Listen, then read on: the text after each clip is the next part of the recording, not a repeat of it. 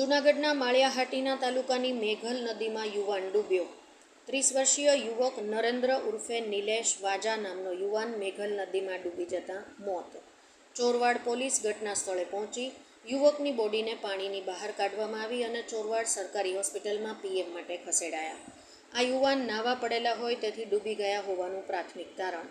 હાલ ચોરવાડ પોલીસ દ્વારા વધુ તપાસ હાથ ધરવામાં આવી। રિપોર્ટ વિનોદ બી રૂજાતલા।